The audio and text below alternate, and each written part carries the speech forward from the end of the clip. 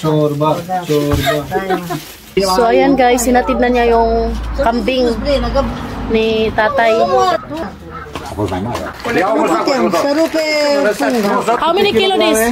Shopti, bravo. 17. 17? Oh my gosh. 17 kilo daw.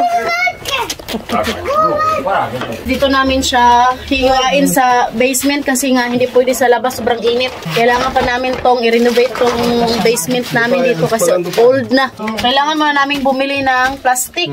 Let here, it's okay. Pinainom muna siya ni Papa ba ng wine. Dito sila dito pag may bumisita sa mga bahay-bahay, kailangan talaga painumin. Sign of respect ba?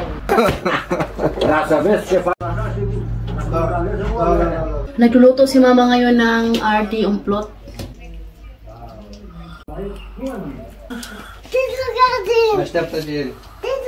Unde duci? Așa. I don't know the joy.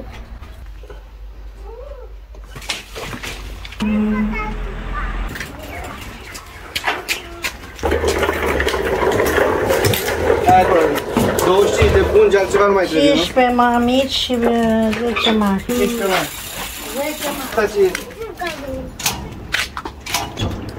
Hai că vin repede. Așteaptă-ți, Eli. Hai că vin acum, Eli. Vin acum. Nakabili na siya ng plastic. Ito yung nabili ni Habi na plastic. Yan. And the rest, I'm correct.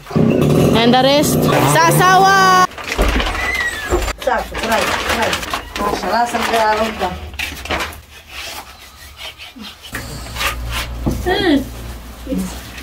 Nu mai respect.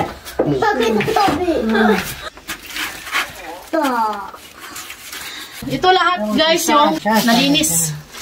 Mai bagă și unde este la ciorbă. The master of chorba. Așa, atât am Chorba.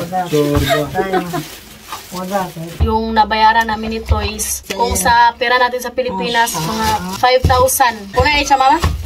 Frumos este.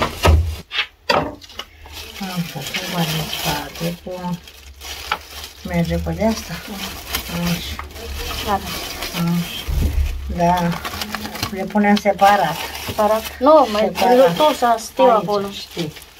Pune așa, dar...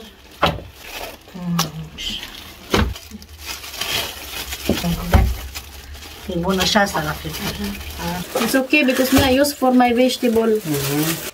Ciorbă cu asta. So, ito lahat yung nabili namin guys ng isang kambing. So, thank you for watching. I love you, Capra.